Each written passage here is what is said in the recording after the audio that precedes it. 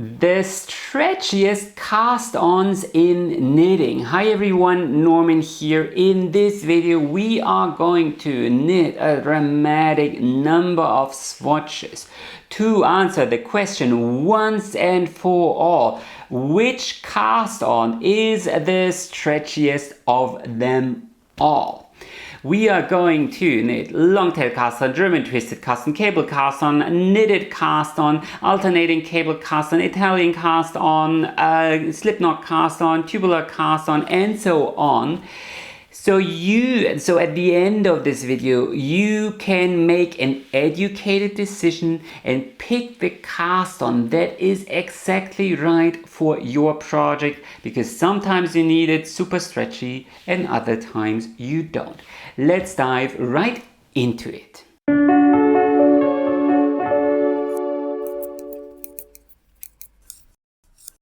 To evaluate just how stretchy a cast-on is, this is, by the way, the Italian cast-on I'm going to show you later in this video, we actually need a benchmark. Otherwise, all our evaluations concerning stretchiness are just hearsay and guesswork. So to create our benchmark, I'm going to cast on 15 stitches with the Longtail cast-on. I go around my pinky finger, then wrap my yarn here around the thumb and secure the tail. This is the tail between ring and pinky finger. And then I create a slip knot and start with this famous slingshot position. Dive in here from below, grab the yarn, pull through, pull tight. Slingshot position, dive in, wrap the yarn, pull tight.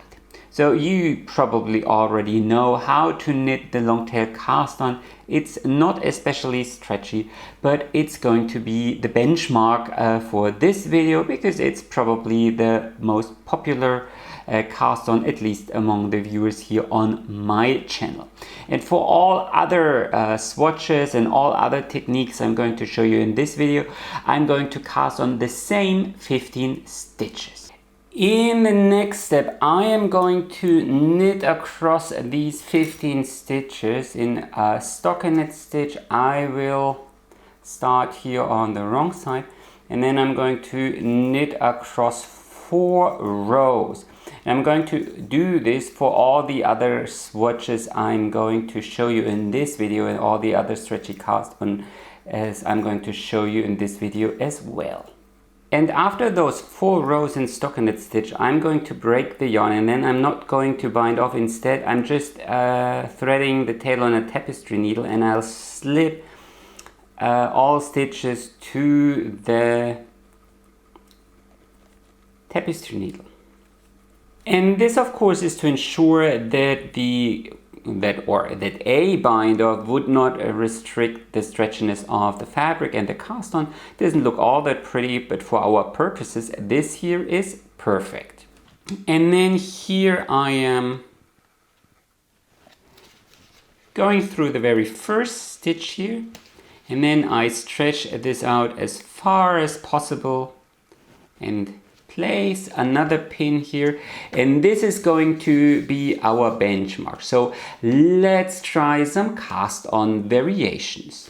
And just because these details are also important here, this is the way a standard Longtail cast-on should look. Here, this is the wrong side. A very common variation of the Longtail cast-on is the 2-needle cast-on, or rather casting on around 2 needles. So I'm going to do the exact same cast-on, a Longtail cast-on, but this time, as you can see, I am casting around both needles at the same time. And you can already see that this creates much bigger loops. Everything else remains exactly the same. So let's see how stretchy this is going to be.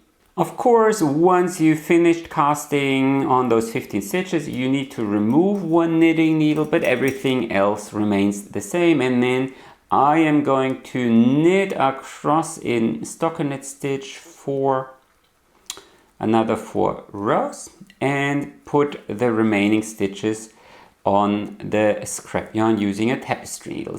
Okay, so here is the resulting swatch. Just like before, I go here through the very first stitch, and now I'm going to stretch this as far as possible. And as you can see, this is quite a bit stretchier. Now I want to dwell on these results a little while longer, because if you check online, you will see, or you might find, that there are people out there who say, well, if you do the Longtail cast on around 2 needles, it couldn't possibly be stretchier. And the reason behind this is we can deconstruct the Longtail cast on. So basically, my thumb here with the tail always does this motion here. Always does this motion. That is just the cast on, the thumb method, or whatever, however you want to call it. And on top of this cast on, here I'm forming my loop, and then I am knitting into that loop right away. See, I'm forming the E, but instead of slipping it to the knitting needle, I am knitting into it right away. So the argument is that, of course, this first row here becomes stretchier, but the E here is never connected to the knitting needles, and that line here would thus be just as stretchy as if you used smaller knitting needles. And you know, I say there seems to be something that feeds more yarn into this cast on, and that's why it's stretchier, and that's why I've been using it. So, but the truth, of course, is somewhere in the middle. So with that knowledge, I want to show you another variation of the Longtail cast on. Often this is called the 2-needle cast on. So I'm going to do my normal Longtail dance, so create this slingshot dive in here from below. But now I'm going to pick up the strand here towards my index finger, only using the top needle. Then I pull through. However, now I'm going to secure the bottom loop here with the bottom needle. Let's do that one more time. Create the slingshot, dive through. Pick up the yarn towards the index finger only with the top needle, pull through, slip the bottom E loop, so to speak, the E cast on, to the bottom needle. So we are deconstructing the Longtail cast on. And why would you do this? Well, now the stretchiness of the actual cast on, here this E cast on, gets defined by the barrel of your knitting needle.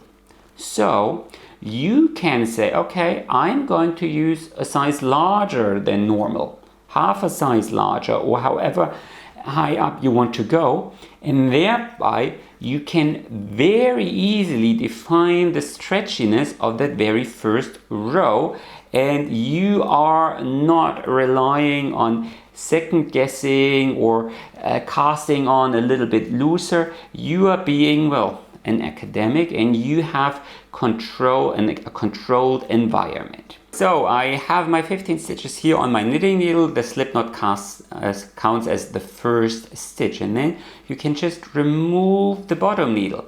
These stitches won't unravel anymore. And now you can turn around and purl across, in this case, or knit across the way your pattern tells you to. So let's put this to the test and see how stretchy this is. So here I am going to the very same stitch here on this side and stretch this out. Okay, so see just how much stretchier this is? And mind you, I used the same 4mm knitting needles here for all 3 swatches. This is the standard Longtail cast on, this is the Longtail cast on around 2 needles, and this is the 2-needle version of the Longtail cast on. And you could make this edge here even stretchier by using, so I did this with 4mm needles, but you could do it with 5mm needles, and then this edge here would be even stretchier. So just to make sure, this is the way this edge will look. It's very loose, as you can see. It curls, of course, it's stockinette stitch here, but of course it is so stretchy. And by the way, now that we've unlocked the secret of the Longtail cast-on, you can also deconstruct it in a different way. So I can also do an E-cast-on. So I pick my 5mm knitting needles instead the 4mm knitting needles, and then I'm going to do a standard E-cast-on here, just an E-cast-on using bigger knitting needles. So this should be fairly simple. Just an E-cast-on, and I'm going to cast on the same 15 stitches as before. Now if you quickly take a look at the Longtail cast-on, so here we are creating a loop here. This is the loop, and then we are knitting. So we are actually knitting it through the back loop. So imagine this loop here sits on a knitting needle, and then we are knitting it through the back loop. So if you want to deconstruct the Longtail cast-on using the E-cast-on, then in the next row or round you have to knit, or rather purl, these stitches here through the back loop. I personally don't like the E-cast-on, and see it kind of unravels the yarn, so it's a little bit difficult to knit for me. But in this way I would achieve the technically exact same edge as any Longtail cast-on. However, I'm doing it in a different way, and I can pretty much define the stretchiness of the edge by the knitting needle size I am using. A very common variation of the Longtail cast-on is the so-called German twisted cast-on. So you start in the exact same way in the slingshot position. However, now you are not getting in here from below, rather you go all the way around, get in from above. Then you grab the yarn towards the index finger and twist this loop and pull through, pull tight. Slingshot position. Go all the way around, dive in from above, grab the yarn towards the index finger and twist this loop, pull through. One last time, slingshot position, all the way around, in from above, grab the yarn towards the index finger and twist the loop, pull through, let go. Now I have a full tutorial on the German twisted cast-on, sometimes also called Old Norwegian cast-on, here on YouTube.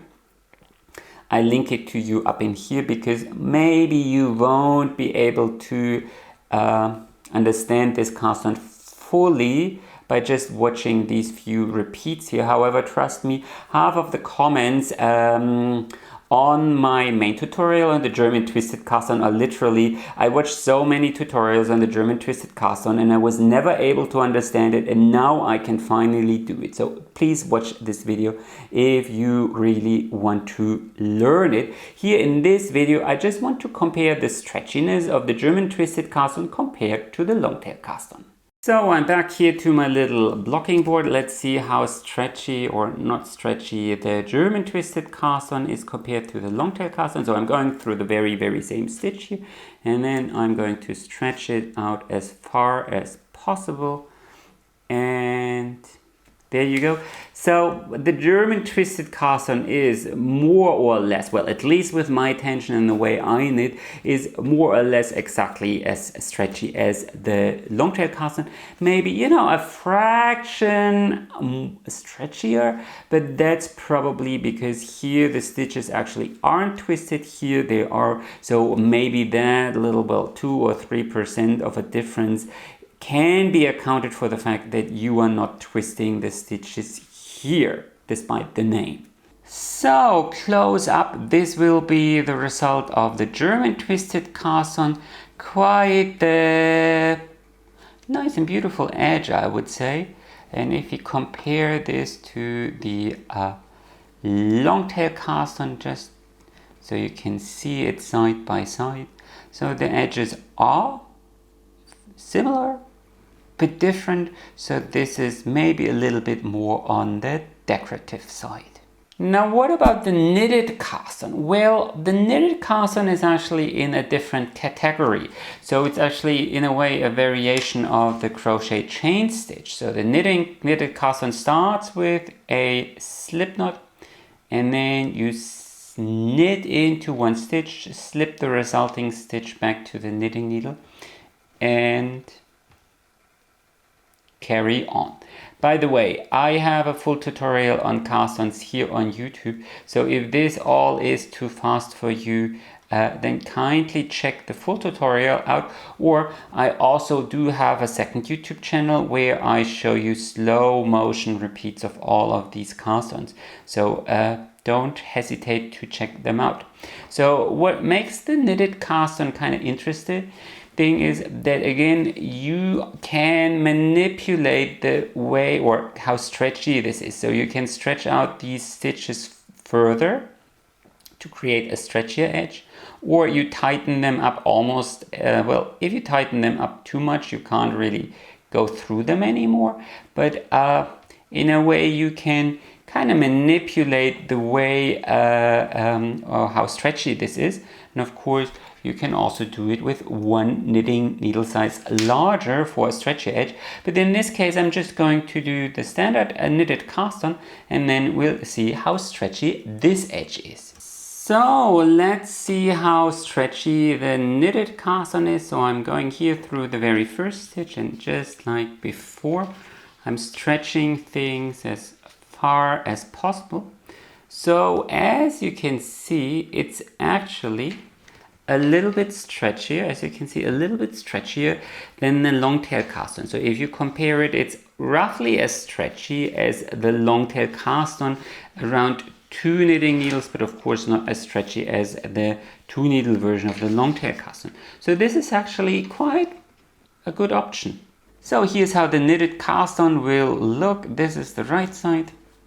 This here is the wrong side. So I think it's quite the neat transition, but you might also see that you create these, well, almost little eyelets here. I mean, this is where the stretchiness comes from, but you create these little eyelets here. So for the right kind of pattern, it can look stunning. For some patterns, it doesn't. Another popular cast-on is the so-called cable cast-on. It's very similar to the knitted cast-on. You don't need a long tail either, and you start with a simple slip knot.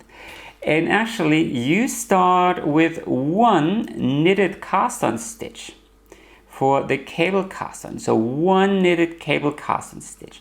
But now things start differently. So for the knitted cast-on, we went through the knit stitch. For the cable cast-on, you actually go here between those stitches. There's a little gap, and you pull put the needle through that and pull the working yarn through and slip that back to the knitting needle again. So here there is this little gap. You go through that gap and pull through. For continental knitters, this is actually a little bit difficult because you kind of need to scrape the yarn through here. With a little bit of practice, this of course works. For English knitters, it's a little bit easier. Still, this is also a very popular cast-on method that's actually rather easy to do. Now, of course, we also need to check how stretchy the cable cast-on is. And as you can see, it's actually not very stretchy. So you don't gain a lot. Let me pin this down. So as you can see, you don't gain a lot compared to our original Longtail cast-on. So it's more or less the same. Unlike the knitted cast-on, which appears to be a little bit stretchier, the cable cast-on is actually one of the least stretchiest cast-on out there. So here we have the edge of the cable cast-on. As you can see, it's one very nice, quite tight, condensed edge, but very, very pretty. So if you don't need stretchiness, but a very neat edge, this can be pretty. And if you remember the knitted cast-on, here you don't end up with any little eyelets. let's explore the realm of super stretchy cast-ons instead. So one of my all-time favorites is the Italian cast-on. So you start with the slingshot position where the tail is here connected to your thumb, but the difference is that the yarn is not twisted around your thumb. And then you start with a simple twisted loop like this around your knitting needle. Let's do that one more time, like so. And now you have two strands. One is connected to your index finger and the other to your thumb. And you always switch between these two strands. So so this is already our first stitch. So the second stitch, we go around the index finger and grab the yarn towards your thumb from above. And now we can start with the actual repeat. So the first stitches always go around the yarn towards your thumb from the outside, and then grab the yarn towards the index finger from above. And then you do the exact opposite way. You go around the yarn towards your index finger and grab the yarn towards your thumb from above. Let's do that one more time. So coming from the outside, grab the yarn towards the index finger. Coming from the outside, grab the yarn towards your thumb. And you can go extremely fast with this method. Take some practice, but then you can go really, really fast. And typically you always end up with a stitch where you went around your index finger. Now these stitches here, these are not real stitches, so you need to pay attention. When you start knitting, you need to turn the needle around like this. If you turn around the other way, see this last stitch here, this last stitch comes undone. So you need to turn around like this. There's another specialty. These stitches here are sitting on the knitting needle twisted. So in the first round only, you need to knit them through the back loop. See? Here this is twisted, you need to knit them through the back loop. There are ways to prevent this, and I have a full tutorial on the Italian cast-on where I show you all the ins and outs of this amazing technique. But the easiest way, I mean, for a continental knitter, knitting a stitch through the back loop is just so easy, so why bother? And that's how you do the Italian cast-on. So let's check just how stretchy the Italian cast-on is. So we're starting here on the and I need to be careful because I don't want to pull on the actual tail. The tail is here. Just see how stretchy that is. If you compare it to the cable cast-on, the Italian cast-on is almost twice as stretchy. So just to make sure you see how this will look, so I started another swatch here, as you can see, in a 1x1 rib stitch, because this is where the Italian cast-on truly shines. As you can see, you get this, well, invisible edge. Some might say, well, it looks almost like a tubular cast-on, and they are right, because the tubular cast-on is nothing else but an Italian cast-on where you knit 2 or 4 rows in double stockinette stitch, and the same is true for the magic cast-on, sometimes called Judy's magic cast-on. That is just another variation of the Italian cast-on. The next cast-on I want to show you is, well, I call it the slipknot cast-on. So you start with a simple slip knot, but you don't stop there. Instead, you keep chaining slip knots. So here you have a long tail, and this is my working yarn. So this is here the working yarn. I start with a simple twisted loop, but transfer that to my index finger. Now I put my knitting needle into this loop and grab the tail.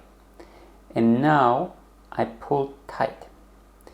Make sure that these loops here are sitting close to each other. Again, like so. And create a slip knot. Pull tight. See how I'm securing this with my index finger. So the trick is to secure this with your index finger as you pull tight. And the second trick is that you put your knitting needles all the way in as you do the slip knot, because what could also happen is if you don't and do it like so, then your slip knots, you will create a very, very long space here in between these stitches, and that's actually, well, this is going to be too stretchy. So let's undo this and do it one more time. So you transfer this, or I transfer this, and then I do my slip knot.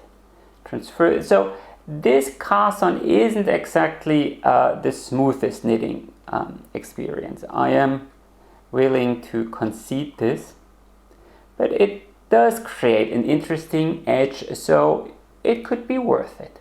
Let's see how stretchy all this slip knotting was. So this is going to be a little bit more difficult because I don't actually have a tail here, but let's try it like this. So this is actually quite stretchy. So if you go further down here, this here was my original longtail cast on. So if you follow that line, it's quite a bit stretchier than a normal longtail cast on, and round about as stretchy as a longtail cast on, around 2 needles. And here is the way the knotted cast on or slip knot cast on looks.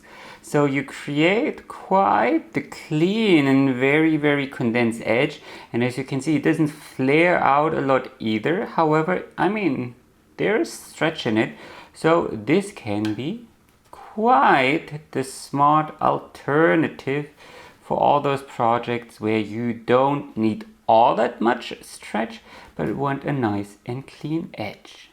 So let's take a minute and review all these little cast-ons so you can kind of pick which might be best for your project. So this was the standard longtail cast-on.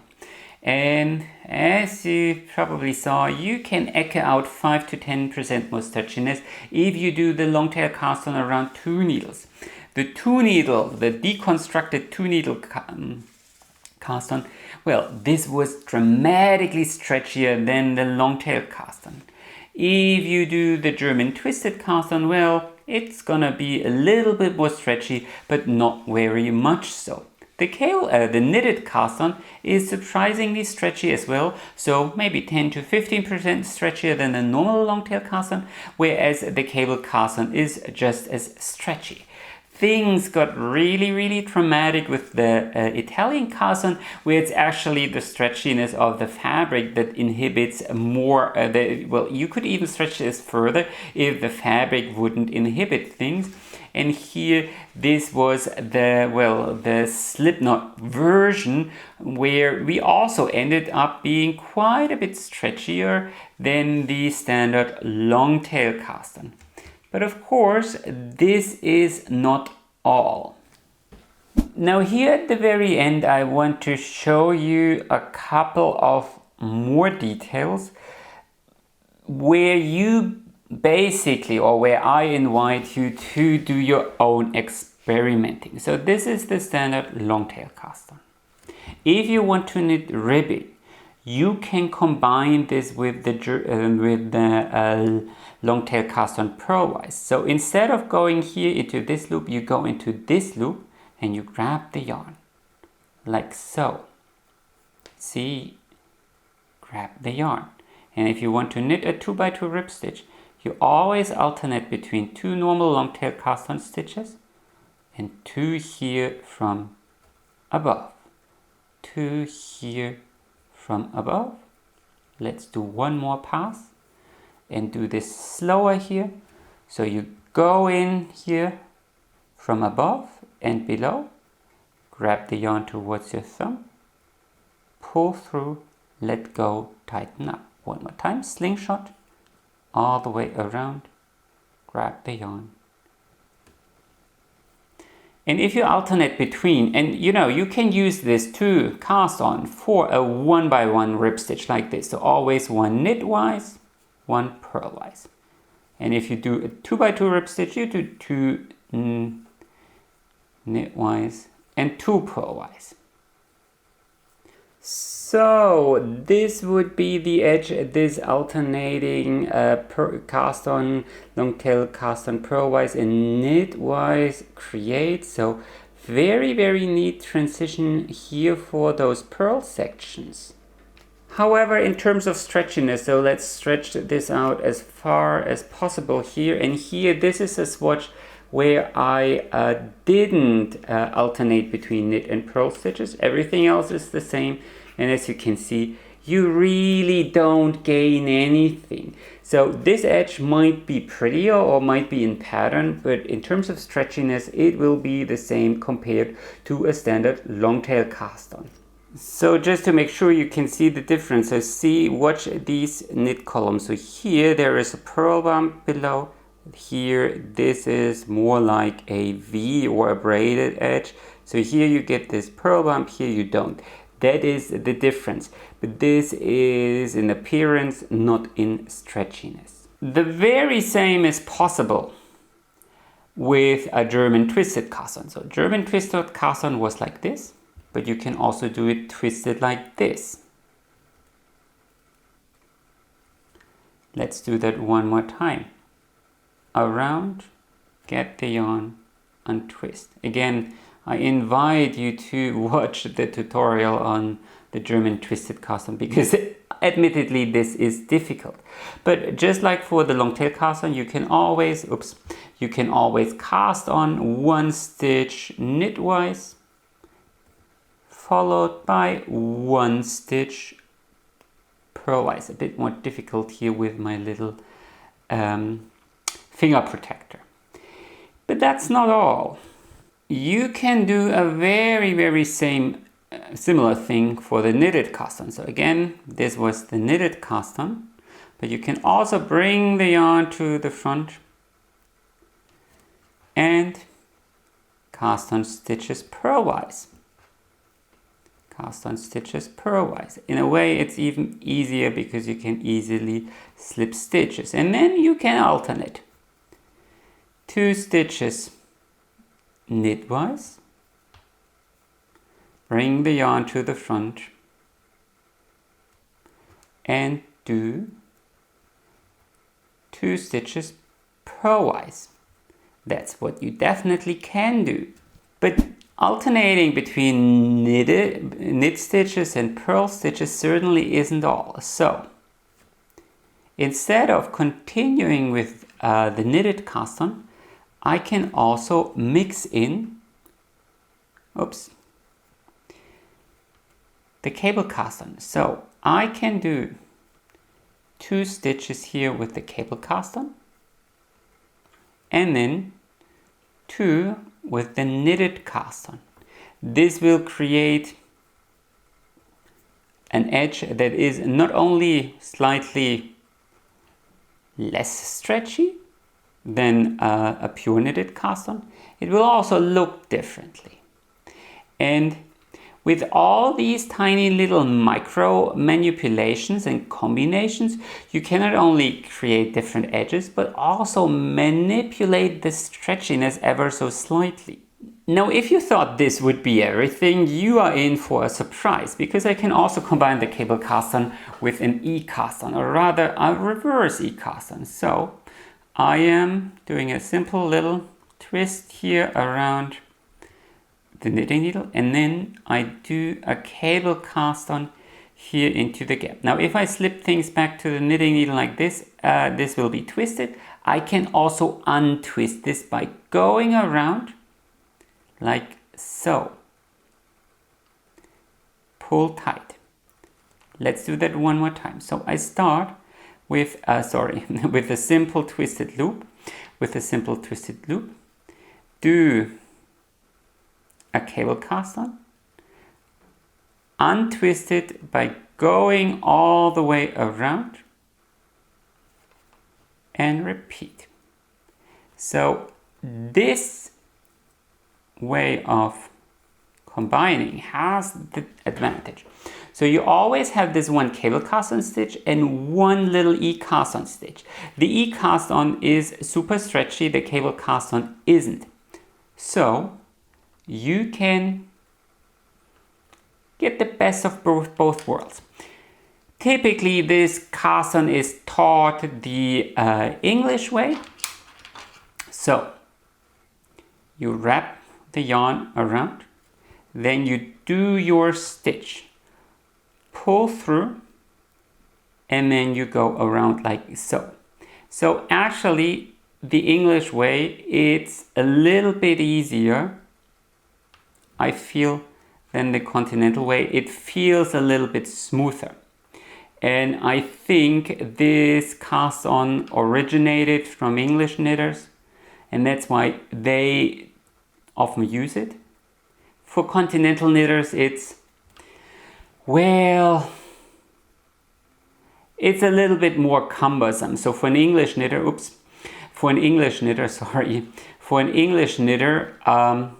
this is actually remarkably easy, and if you have a little bit more practice than I have with English knitting, this is actually pretty fast. So let's check just how stretchy this alternating cable cast-on is. So as you can see, it is even slightly stretchier than the slipknot cast-on I showed you earlier, but of course not as stretchy as the Italian cast-on.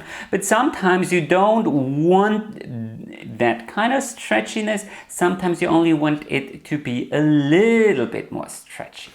These kind of alternating cast-ons can be a great choice for 1x1 or 2x2 ribbing. So as you can see, so this looks, well, it doesn't look like a tubular cast-on. It does look different, but I would actually say just as pretty. So you end up with this, well, kind of more knotted, braided edge, but you know, pretty and stretchy, because the tubular cast-on is often a little bit too stretchy for my tastes. So these kind of alternating cast-ons can be a smart choice. Now I really hope I was able to show you the possibilities, and this is what this video was about.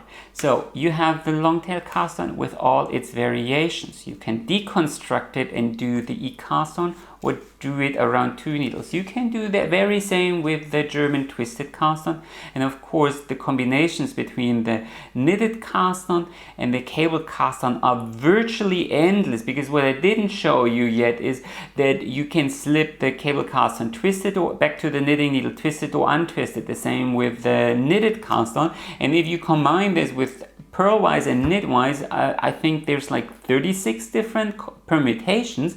And if you add in the combinations with the cast-on, then you're at, I don't know, 72 different permutations. And then you could use this for garter stitch, for stockinette stitch, for a 1x1 rib stitch, for a 2x2 rib stitch, for a 3x1 rib stitch, a twisted rib stitch, whatever. So, you know, if I showed you all these details, I would have probably had to knit 200 swatches or so. And of course, I'm not willing to do that. And I think it teaches you more if you toy around.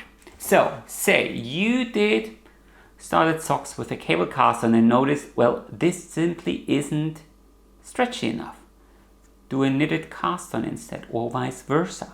And then if you don't like the look of the things, then try to do alternating cast-ons. Alternate between knit and purl stitches if your pattern requires it, or alternate between different cast-on methods, because sometimes you have a folded cuff and then the other side of the cast-on will be visible. Then sometimes combining a cable cast-on with a knitted cast-on can look prettier than a knitted cast-on and combined with a knitted purl cast-on.